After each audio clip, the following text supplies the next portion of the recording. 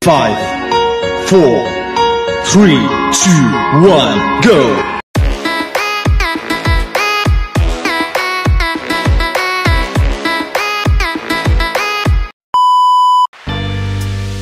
Hi guys, luto tayo ng itlog, mga itlog.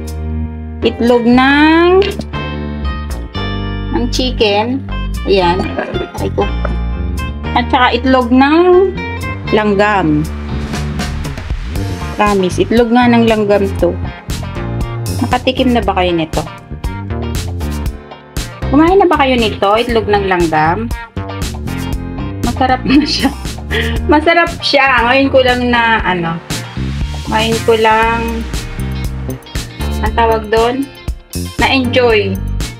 Kasi dati nakakatikim ako dati, maasim yung panlasa ko. Pero ngayon, ito hindi. Masarap. Abuos. Abuos. Itlog ng abuos. Basta itlog ng langgam.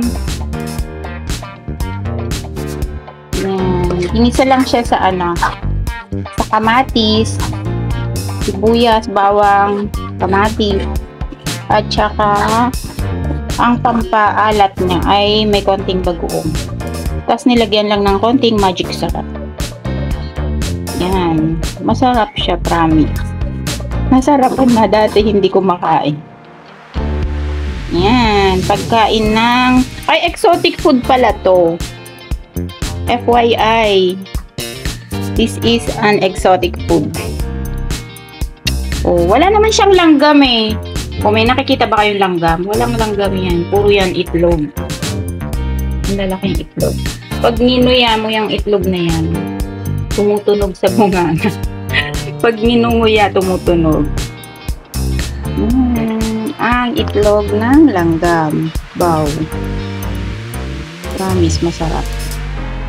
Ginisa lang siya. Iginisa lang sa, ayun, sa ingredients na sinabi ko.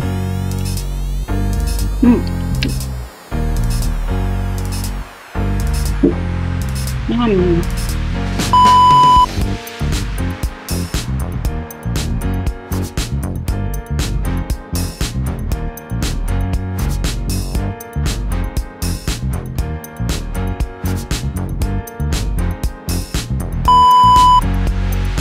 Yan guys, ito na yung ating itlog ng langgam na niluto. Yan, ginisa lang siya sa bawang, sibuyas, and kamatis. Meron siyang konting bagoong na isda at saka konting magic sarap. Yan.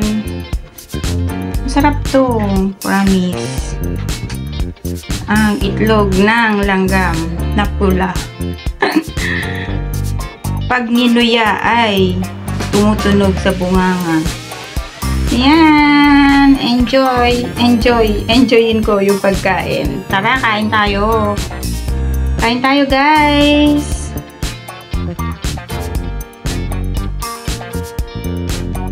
Sarap.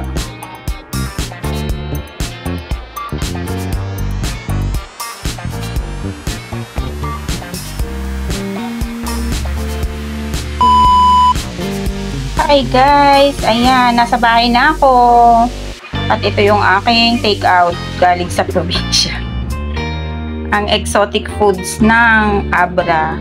Ayan, ito ay isdang galing sa ilog, freshwater fish. Ito yung nakalakihan naming isda na na inuulam doon.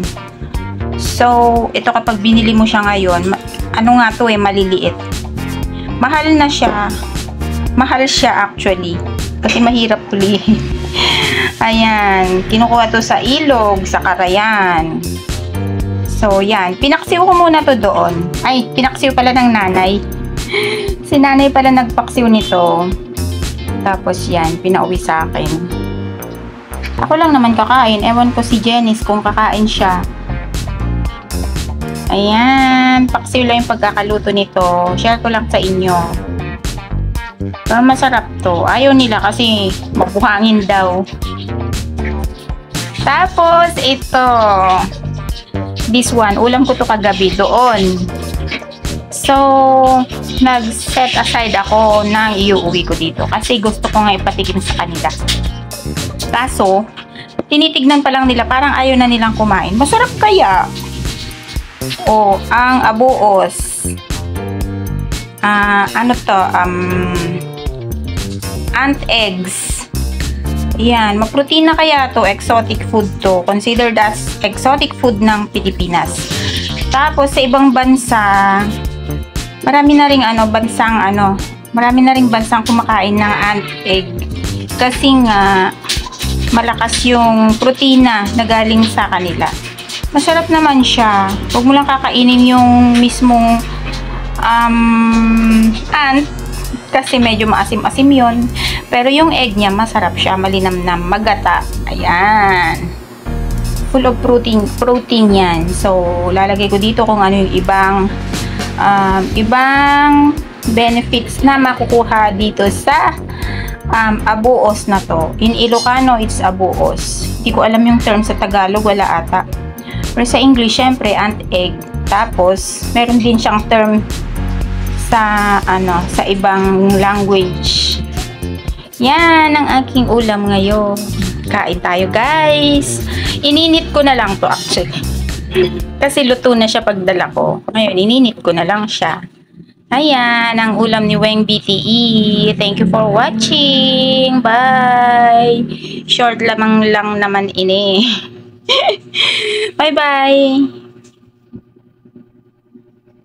Smile in your heart.